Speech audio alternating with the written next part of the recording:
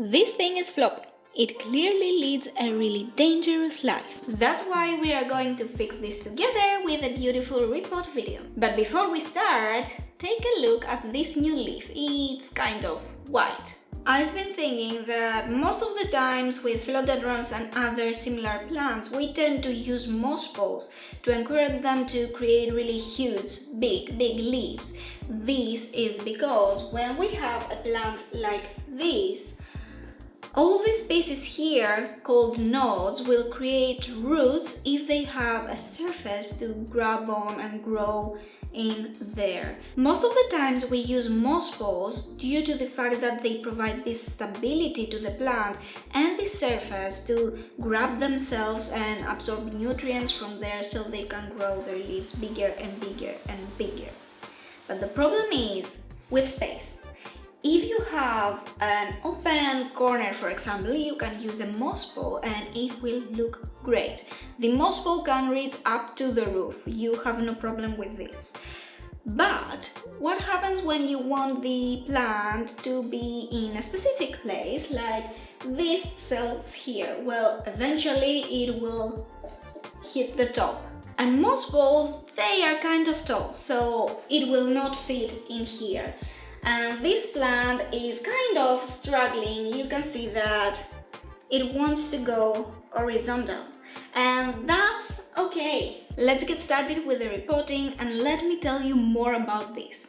So I've got here an acrylic pot. I am really into acrylic transparent pots lately because I really love the way that the soil mix looks and the roots when they grow. Plus they have a really huge benefit, and that is that you can see the health condition of the roots and the plant overall. So that's a win-win for me. I've already created some drainage holes here at the bottom of the pot using a soldering iron. I would always recommend having drainage holes at your pots because, well, it's the safest way to go. So let's remove the plant floppy thing. Let's remove the plant from the previous pot if we can. I mean, it feels kind of stuck in here.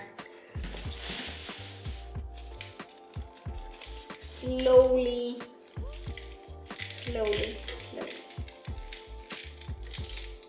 Okay, I guess that it was time for it to get repotted. We have a really good root system. I will try to remove here as much of the soil mix as I can. I will reuse this soil mix. It was good for the plant.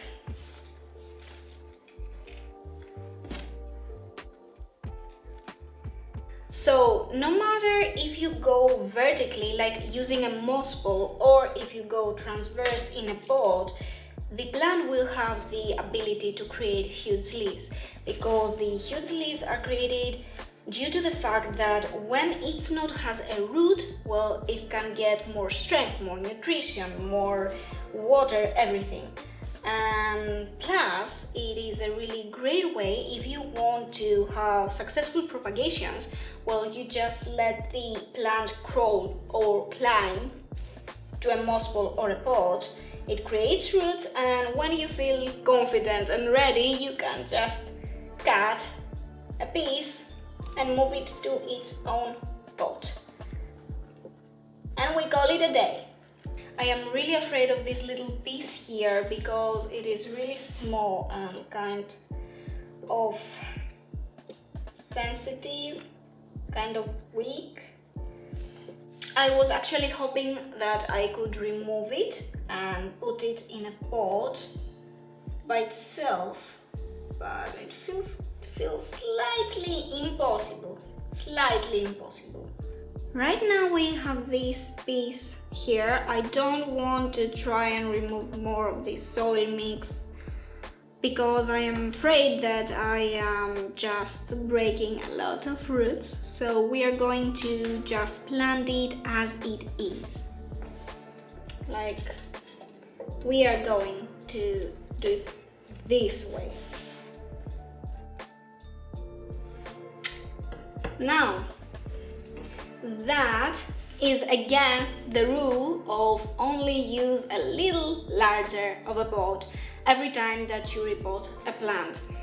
I am going to have a kind of tricky watering schedule with this thing because there are not a lot of roots. As you can see, only 1/3 of the pot will have the root system, the other one is completely empty, so we should avoid root rot and we are going to do our best, but we will see how it works.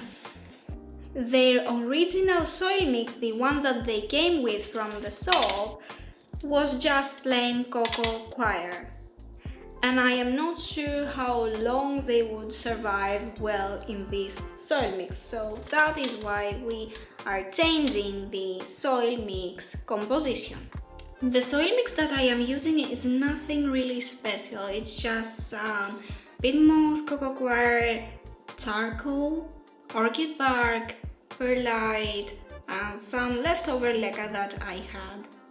I use no specific measurements, I just eyeball the mix so it has a kind of mixed feeling, a mixed visual to it, and that's it. I mean, it works. We need something that has drainage but retains moisture, and that's the whole secret about the philodendron and tropical plants. I really like to add charcoal, coal, however you call it, carbon, to the soil mixes, and this is a habit that stick to me due to the fact that one of my other hobbies are aquariums and carbon is a must always, and it helps really well, especially with the bacteria and the filtration and everything, so I tend to add every now and then some carbon to my soil mixes and I am feeling way more confident. And here is our little beauty, looking gorgeous and stunning. I am a bit worried about this leaf because it's under the soil mix, but hear me out.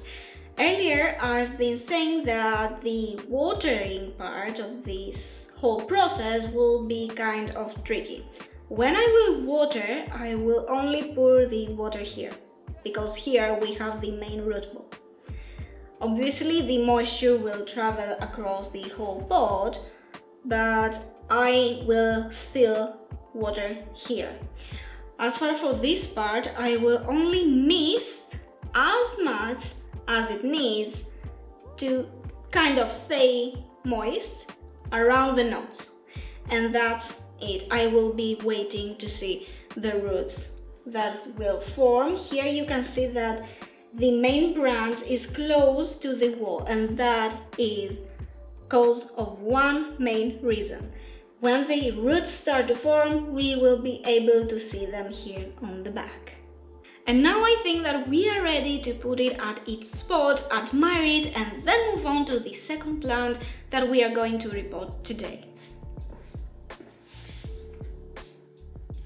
And the second victim of today, plant of today that we are going to repot is the philodendron main. But first, look at how this one fits perfectly here.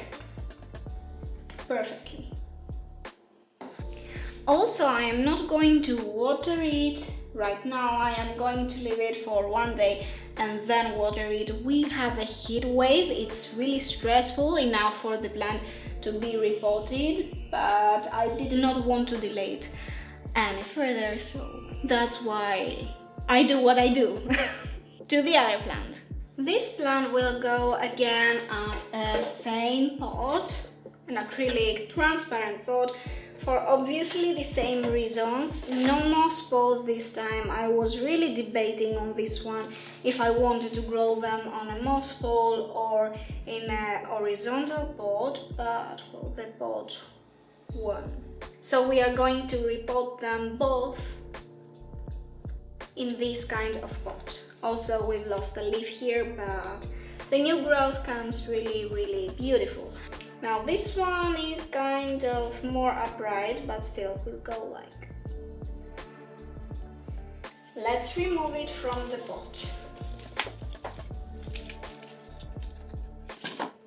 It's really good to focus on the growth of your plants and of course the quality of life, but I don't want you to forget about your own. So that means that if something doesn't fit in your space, you can try something new.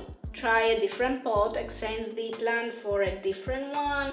Just find what works out in your space.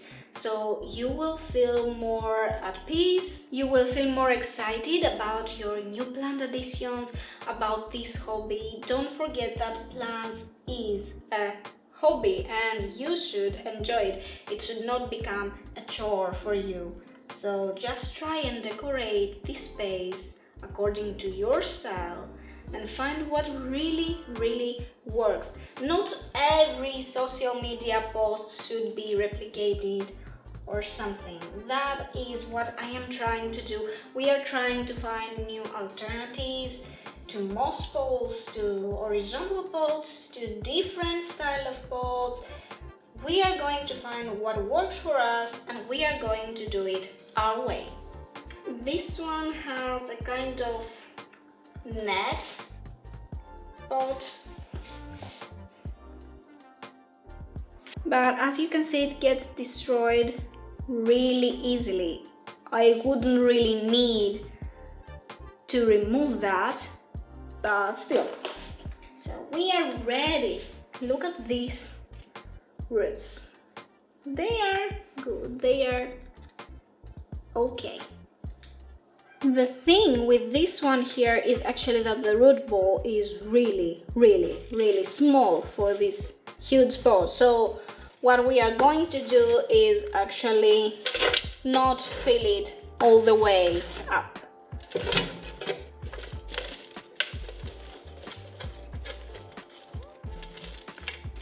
We're done with this one too already. Now it might look like I've put way too much soil mix, but after the first or second watering, the soil mix will get condensed and it will fall like here or something, so I don't mind at the moment. I don't really want to squeeze the soil inside the roots. It might soak them, it might break them, so I will do the water do this thing, and they look absolutely stunning.